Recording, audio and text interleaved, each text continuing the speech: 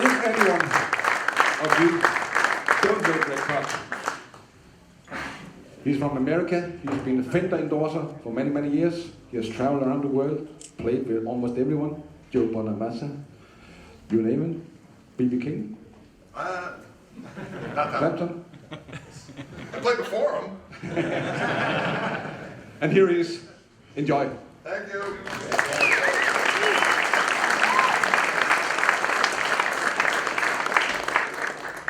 Oh, yeah. How's everybody doing? You all right? Yeah. Woo!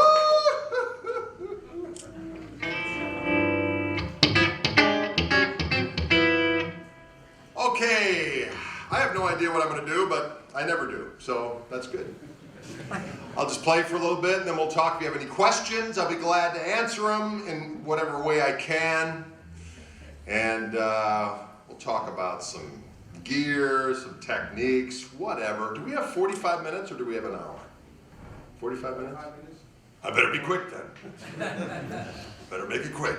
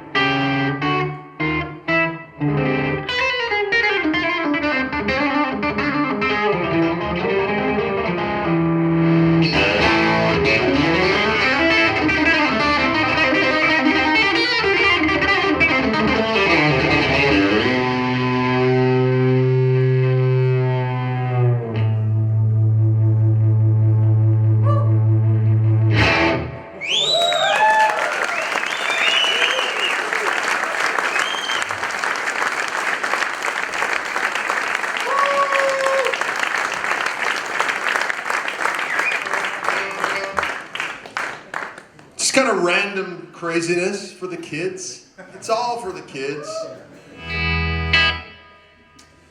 So basically what I brought over, I did a gig on Thursday night with some fine Danish gentlemen who learned my stuff. The drummer, we didn't even rehearse, we just played the gig. It was a lot of fun up in Roskilde. And that was good times. And I brought 3 pedals over. The pedals I usually use when I'm, if I have to do a throw and go. You know what that means? Throw it, and then you just plug it in and go. So I brought my telly. This is a custom shop 55 telly. I do a lot of stuff with that Wildwood guitars out in Colorado, and this is what they call a Wildwood 10. So it's a 10-inch radius, 6105 frets, quarter sawn maple neck. It's nice and light. I can throw this thing around like a toothpick and impale you if I wanted to. It's very, very light. And I've got my new Fishman Fluence Gristletone pickups on board here. So they sound good and they're totally quiet, which is good. Although my proximity to the amp is causing a little hum here and there, but don't worry about it. And then I brought my triple gristle pedal, which is a brand new, I've got a gristle king pedal I've used for years, made by a buddy of mine back home. For a while T-Rex was making them. And this is the next iteration. So what I have on board is I have like a clean boost for before, after.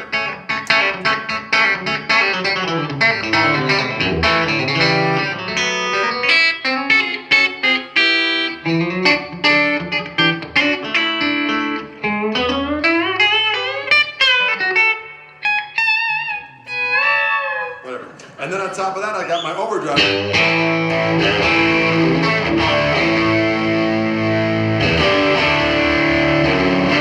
I've got this amp on like 2, and I've got it on the kind of the Vibrolux setting. This is a Supersonic 22, and I've got it on. What do we got? I think it's on 2, and I got the EQ pretty flat.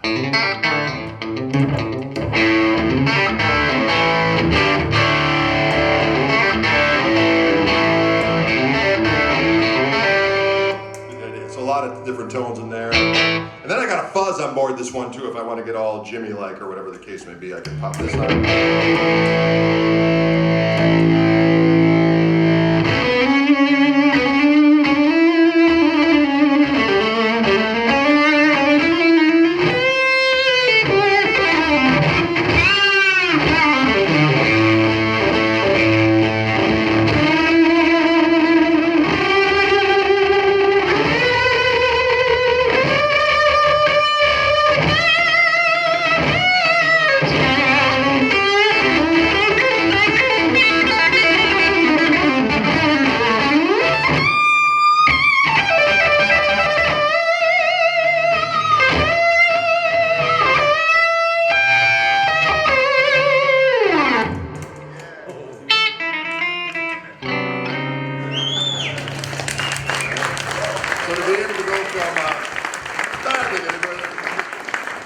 So to be able to go from totally clean to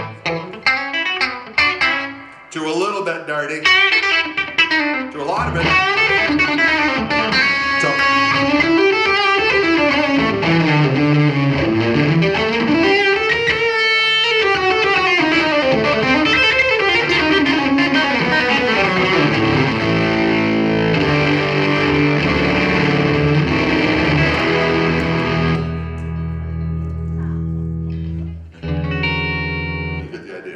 Nice to have all that in one little grab-and-go box, which I dig. I also brought along my mini vent. Usually I use my my bigger ventilator, Neo Instruments ventilator. It's a German pedal, and it does a really good rotating speaker sound, because keyboard players, they're expensive and they're crazy. You know what I'm saying? What? And then they, if they use a B3, they never want to carry that damn thing. They're always never around when it's time to lug that thing around. You know what I'm saying? It's like, where did he go? He's gone. Then you got to lug that thing out. It's no fun. So to be able to have this kind of a sound at your arsenal, the slow is real good too.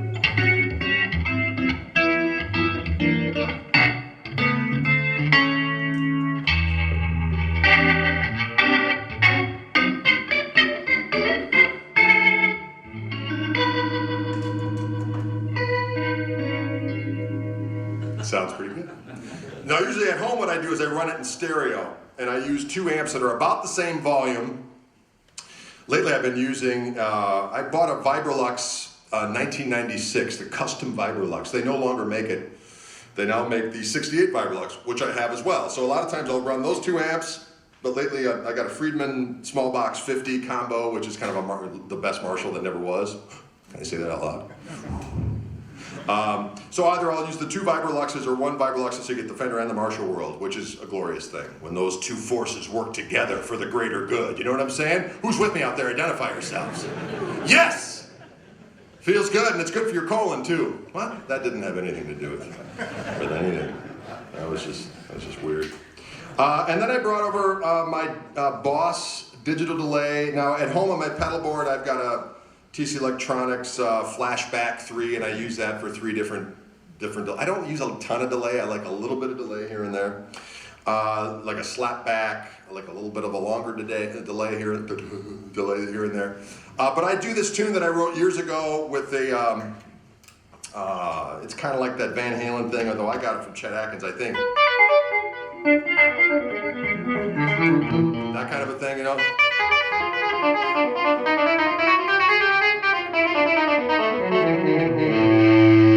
I was going through that phase that I think every guitar player goes through, where you feel like you need to play a guitar message on your outgoing answering machine. Well, remember answering machines for it? Remember we all had those little tape answering machines? And every guitar player went through the phase where you felt like you had to leave a guitar playing message on your instrument to prove, that you're cool, right? And so my message went something like this. I'm not in right now.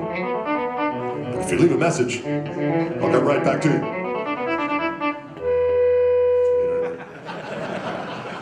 And then people were leaving a message going, dude, that is so cool, you should make a tune out of it. So I did. And the delay thing's kind of fun, and the only delay that I have that really works for it, and I've got some I got some T-Rex delays, I got all kinds of different stuff, but for some reason, the original Boss DD3 does the slap, so it's one repeat at the same volume as your initial hit. It's like the Led Zeppelin movie, The Song Remains the Same, where he's got the...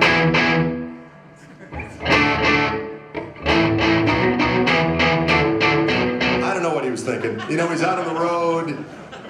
He's trying to get a little aerobic exercise as he's on stage. He's on heroin, right? So he's got to find an outlet for fitness somewhere. So he figures, at that one point, I'm just going to do a little kind of aerobics on stage for the kids, while giving him a satanic greeting. But that's all right. Whatever Jimmy was thinking, it's good enough for us. So having that kind of delay allows you to be able to do that.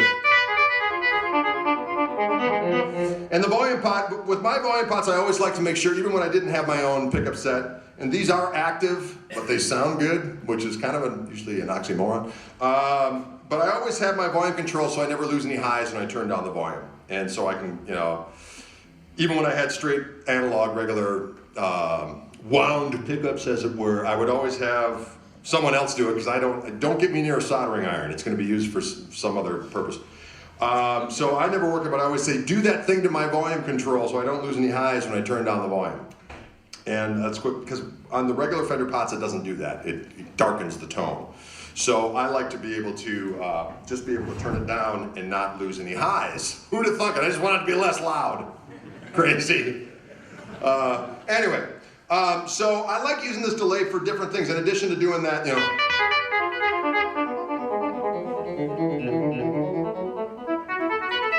It's also great for chords. So a lot of times if I'm doing like textural stuff, maybe we'll put on the rotating speaker thing and do like.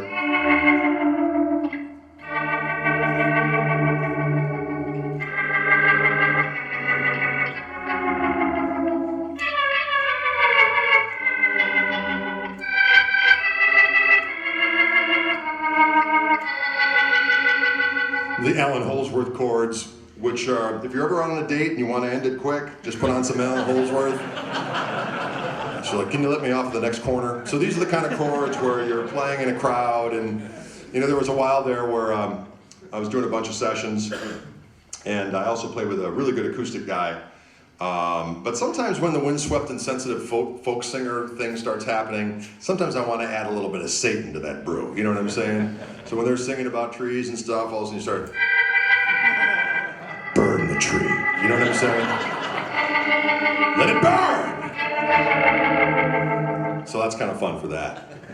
So bring that to the gig next time you got to play a little windswept and sensitive folk music, and you'll burn the house down. You know what I'm saying? It's good for you. So I'll do that a bunch if I'm doing different chord stuff. And I do this thing with chords, as long as I'm talking about chords. I got this from James Burton. I did this, any James Burton fans out there? James Burton is like the original chicken picker, as well, you know. And I was playing, I've known James, I got lucky enough to know James through doing stuff with Fender over the years, and we've become kind of pals ever since. And I played with him at his guitar festival a few years ago, and as we were rehearsing, I heard him do this thing where he went, I said, well, I'll be stealing that immediately. And so what he was doing is he was doing this ninth chord. If I do an A here, you can think of it as a, I've got the third and the bass of the A. I call it the T-Bone Walker chord, Or you can refer to it as a C sharp minor 7 flat 5, whatever you want to do, okay? Whatever you want to call it. And what he did is he just bent the A string, the D string, and the G string. So he's actually pre-bending it, hitting it, and then letting it go back into regular position, right? So then I thought, well, you could add the B string to that as well, bend the whole damn thing, Then I thought, well, as long as you're doing that, you might as well add a little volume swell in there, right? So I turned the volume down on the guitar, hit it, and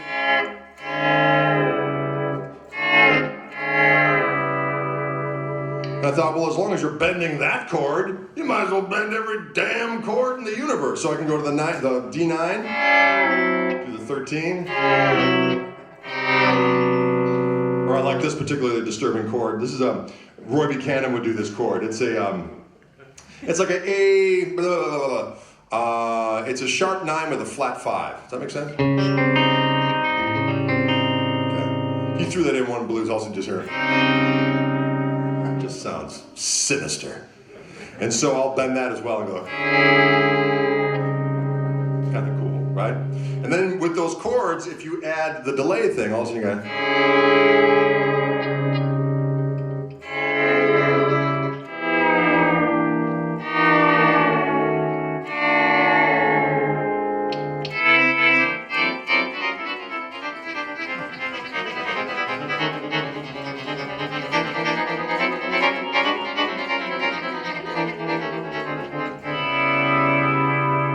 fun. That's a good chord in general. I mean, you can do all kinds of stuff with that chord.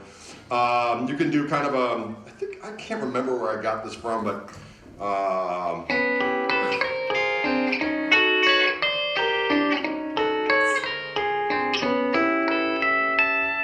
kind of a lap steel type of a thing. So what I'm doing is I'm doing that same chord. I should also mention that I'm using my pinky to bar the B string and the E string there at the 5th fret. Okay. So what I'm doing is I hold my pick like thus, with my middle finger and with my thumb. And then what I'm doing is this finger has got to press down, or just barely like a harmonic, it is a harmonic, 12 frets up from where I'm fingering with my left hand, okay? So for those of you who aren't familiar with this technique, I'm going up 12 frets. And the pick is right behind it on the same string. And it allows me to get that harmonic. I'm going to use my 3rd finger on my right hand to skip a string. So I'm doing A string with the harmonic and G string is just being plucked. Okay? And then I switch string, I skip strings. So it's A string, G string, D string, B string, G string, E string. But I can kind of move the chord up with each one. So I can go up.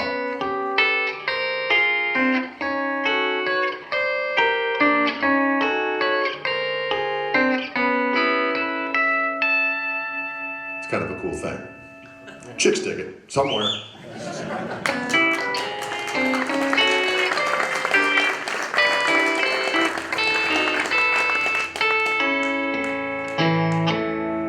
Okay. The next thing you do with this chord, and I got this from Robin Ford. One thing I always liked was chord soloing. Like Wes Montgomery would do these chord soloing things, and it was always done at such blinding speed, and Joe Pass would do it, and all these cats, these jazz guys. And I would always hear like, what are they doing? It's driving me crazy. So over the years, I would add, little Joe Passisms that I would learn, stuff like that, or, what was that? Stuff like that. But I wanted to get a little bit more, I wanted to get a little bit more sophisticated with it, but not sound like Jazz Boy, per se. You know what I mean? A lot of times when you play things that are out of the typical jazz playbook, immediately you turn into someone in a tuxedo with a big bow tie and a ruffly thing and a bad comb over with a cheesy mustache, and you're playing on the Lido deck of some cruise ship. You know what I'm talking about? That sounds like a horrible thing to say, but I think you know what I'm talking about, so that makes you horrible too. So anyway, I wanted to be able to use chord melody stuff and have it sound, current, cool, whatever. So I spent a little time with Robin Ford at a guitar camp. Actually it was Guthrie Govan, or is it Govan or Govan? Govan. Pushing and a shoving with Guthrie Govan. Should have been a porn star. That's what he should have been. Pushing and a shoving with Guthrie Govan. Mm-hmm. New career path. What? What just happened? Yeah, where was I again? I was saying something. Anyway, and Guthrie, myself, and Robin Ford were at this place in Sicily. It was summertime. We had to teach little classes like this, like one after another. And so we stole everything each other had to offer. And Robin does this stuff with chord melody stuff. If I take that voicing, that ninth chord voicing, and I've got that pinky hitting that high E string there, that A note, the root note. Well, if I do a blues scale on that top string, blues scale in A,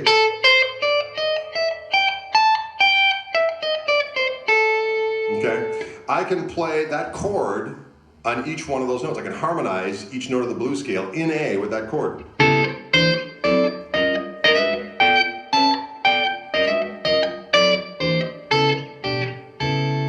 It's pretty cool. So if I'm doing like a,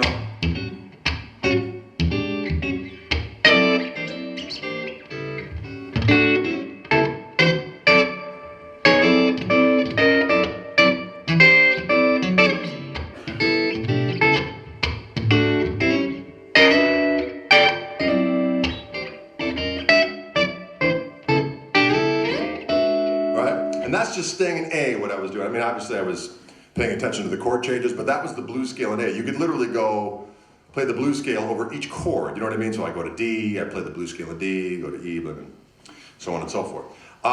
So I use that all the time, but you can do different voicings for that same thing. So in addition to doing this, I like doing this 13th voicing. So basically I'm borrowing at the 5th fret there, I'm adding the 3rd, the G note there at the 6th fret, adding that B note there on the E string at the 7th fret. A lot of times what I like to do is I hammer on the 3rd. So I can do that same thing we just did, using the high E string as your root. Actually, I take that back. I'm going to hit the B string at the 7th fret.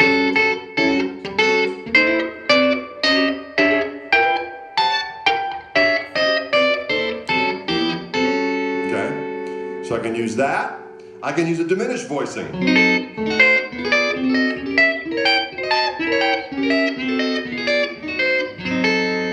I can use a stacked 4th voicing.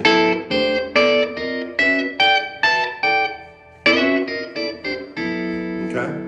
And then you mix that up with other little voice leading kind of chord melody stuff, and all of a sudden, a lot of times when I'm doing those Wildwood videos, I mean, they're long days. I do 25 of those videos a day, so depending on what I'm doing, I might start off with just like a little blues and G going.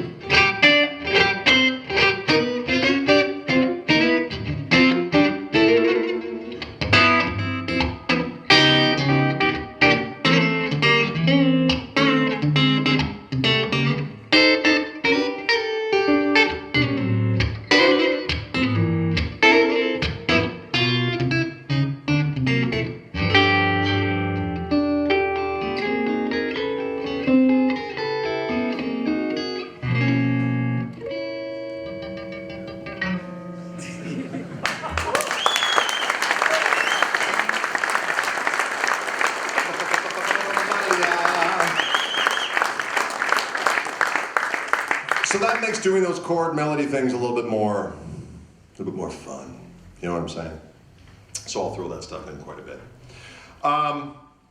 So that thing I was doing earlier with the delay, that song, Tonus Diabolicus, as I called it, it was one of the only things I remember being told to me in music school.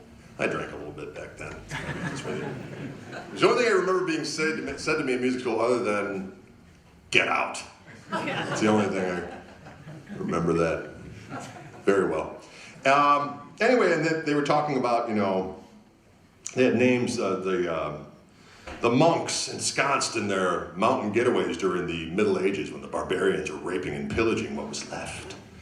And these keepers of the intellectual flame, these beer-drinking monks up in the hills, they started going through what was left from antiquity, you say, from the Romans and the Greeks, and they started putting, of course, superstition and fear in all of these different musical activities. And so they had different names. They thought different intervals had different spiritual significance. You know, fifths were good.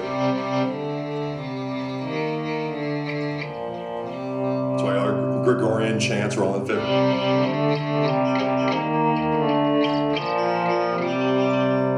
Fourths they thought was good.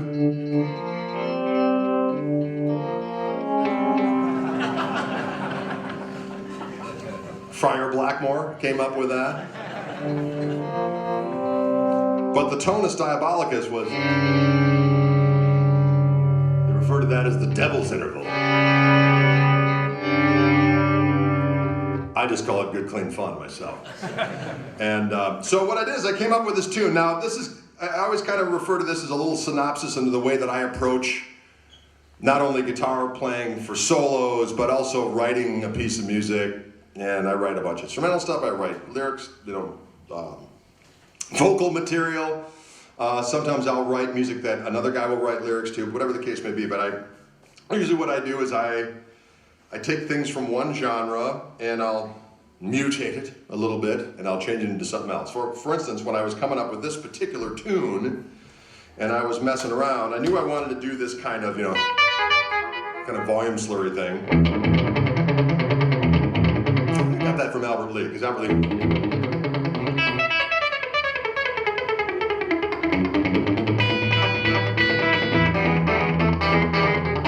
Anyways, and then you add a little volume swells to that. Anyway, so I started messing around with different stuff, and there was a Mike Stern lick that he did, I think, on one of those Vital Information records. Remember those Vital with Steve Smith, right? And Mike Stern played one. He did this lick where he's like, I thought, I'll be stealing that. I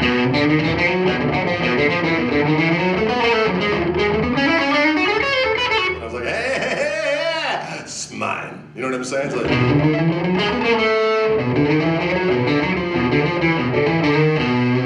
Dicky Bits, that's something like that.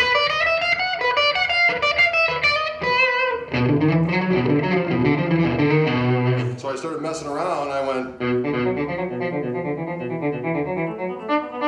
that's how I came up with that part.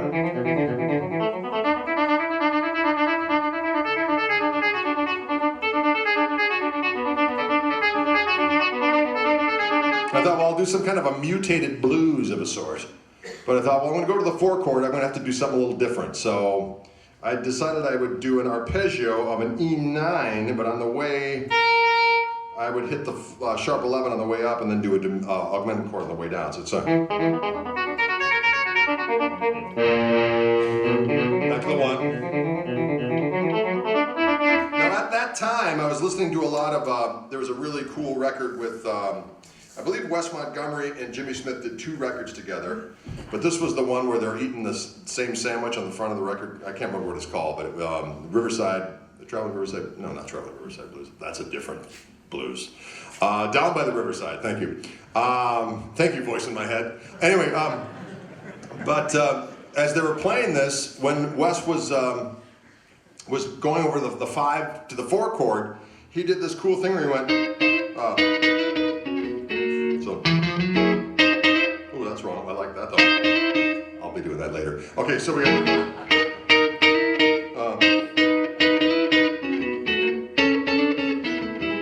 so the 5,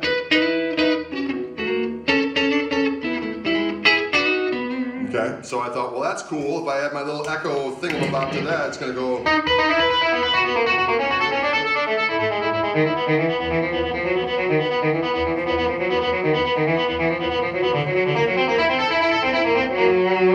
that's when I go to the 5, and that all works good. So I thought, well, hey, now I got a tune.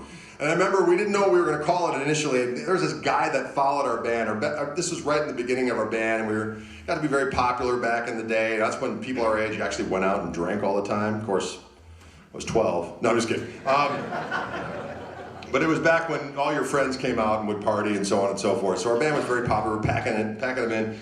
And we're playing at this big festival, and there's like security and stuff there, but there was this one guy who was a friend of my brother's, and he followed our band around. He's a little scary, as a matter of fact. And he had this business called Carpet Masters, right? And he was insane. This guy was nuts. And he always wanted me to say Carpet Masters in lyrics. You know, I'm like, I'm not gonna sing Carpet Masters at my gig, dude, right? So he comes out, we're playing at this festival, and he can't get backstage. There's security and whatnot. And all of a sudden I look down, and we're gonna play this song. We don't have a name for it yet. And then he says, I see this note, and I look down, and he goes, when you're playing such and such song, please sing Carpet Masters during this verse, and call your new song Rumpelstiltskin. I thought, what? Because he heard this. And it reminded him of Rumpelstiltskin dancing around the fire of doom. And I thought, you know what? There's no way in hell I'm calling this song Rumpelstiltskin. So I called it Tonus Diabolicus, which I thought was a better name. But Carpet Masters, I don't know why I just thought. I thought that reminds me of Dean Sweat. It's kind of the same thing. These names, we were telling stories backstage. You know, once you get going, you know, coffee's a powerful refreshment, ladies and gentlemen. It'll just take you away on a storytelling rampage. So what I usually do is I play this tune and I kind of mess around a little bit in the middle doing all kinds of stuff. But a scale I like to use for this kind of activity was described to me as the Mahavishnu scale. And basically what it is, it's a Mixolydian scale that you yank the second out of and you yank the sixth, and you usually start on the flat 7, so you got this kind of, turn this damn thing up here. I'm in the key of B here, so I'm starting on the A.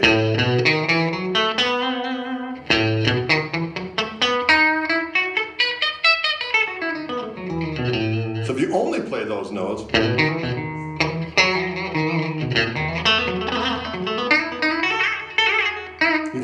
you can conjure up the exotic sounds of the E. You know what I'm saying? The E, got a little whistle in there when you say E. Anyway, so if I play the whole kit and caboodle, it's going to sound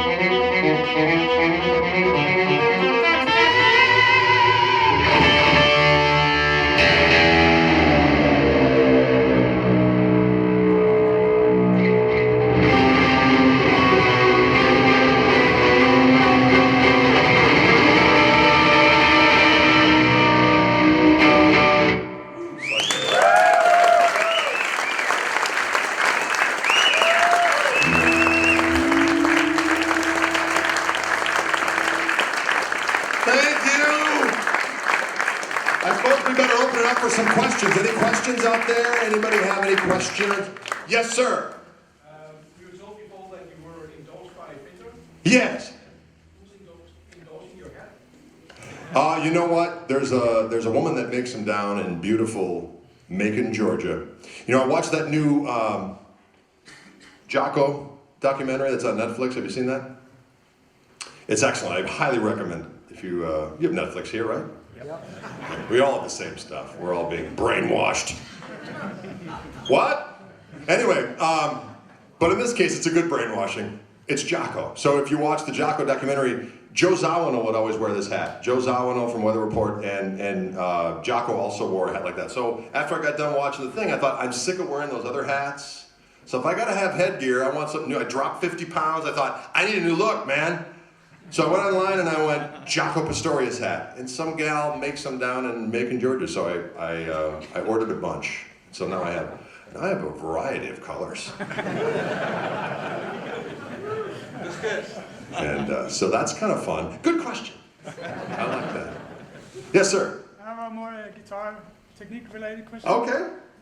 You have an extremely impressive right-hand technique. Ah, yes. This thing. Any advice to normal mortals like me on how to go about to go in your direction? It's just reps. You know what I mean? It's just time put in. For years, what I did is I would go between holding the flat pick, and then I would drop it. Not drop. I'd put it between my first and middle fingers.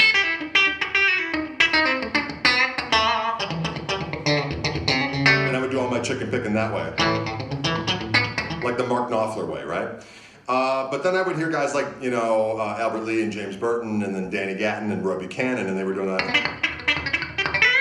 that stuff with the pick, and I thought, I gotta get me some of that. So I started using the pick with the fingers, and it took a long time. It was not pleasant, but I had to do it. So one of the things that I really got spoiled by is that early on, when I say early on, I mean like in my early 20s.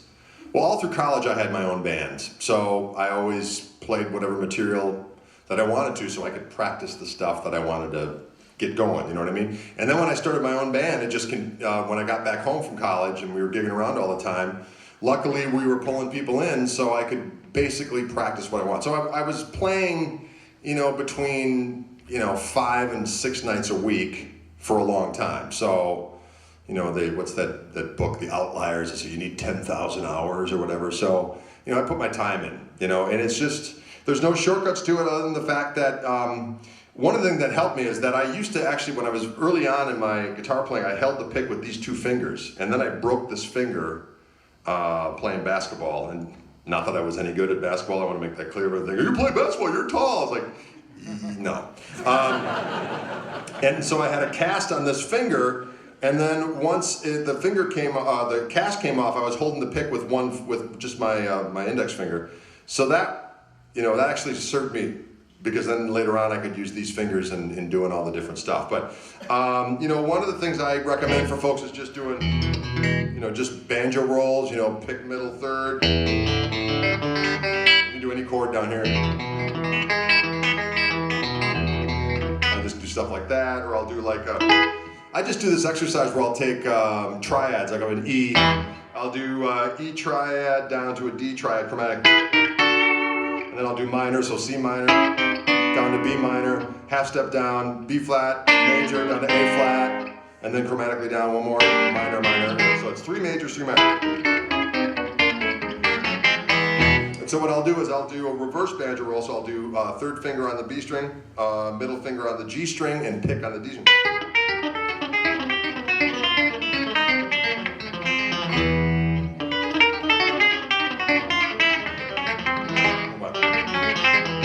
Something like that. Or I'll do it the other way. And just practice stuff like that, and it gets your coordination going. You know, triplets are our friend. Or I'll do this this little thing where I'm just doing a third in A. So I've got the G string at the 6th fret, B string at the 5th fret, and what I'm going to do is I'm going to do a chicken pick on the G string. So I've got my finger down on the G string. I put my pick down on the G string. So the first 2 notes of the triplet that I'm going to do are the muted note, the actual note, on the G string, and then my third finger on my right hand is hitting the B string there. Now I do lessen up on the pressure here to make it more staccato.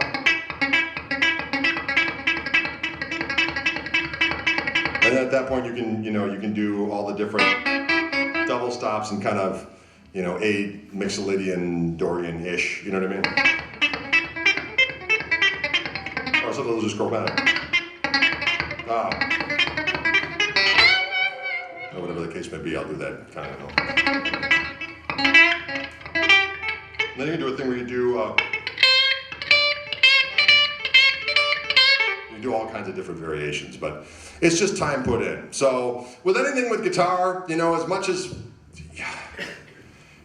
people add mysticism as far as like, oh my God, it's just beyond the pale. It's like, it's just time put in. It's like, yes, there's there's individual talent levels, but it's more of how much time you put in, and how much your mind. It's a mind game. So if you're like, I'm going to do it, you'll do it. You put the time in, it'll get done. And that's what there are different technique stuff. I thought initially it's like, holy shit, how do you do that? And then when I just like, all of a sudden, oh, I can do that. Because I put time in and I put my mind to it. I'm not going to take no for an answer. I'm going to do it.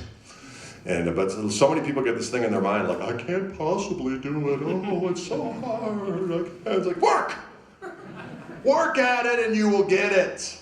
Unless you're, an idiot, and you're never going to get it. No, I'm just kidding. Anyway, you can up with people. You know what I'm saying? No, anyone, you put the time in, you can do it. Okay, great. Is that it? I saw you would never breathe, so I said you breathe now, so Are we done? yeah, yes, we are. All right, thank you very much, folks. I do have some CDs up here for sale. Thank you very much for coming. I appreciate it.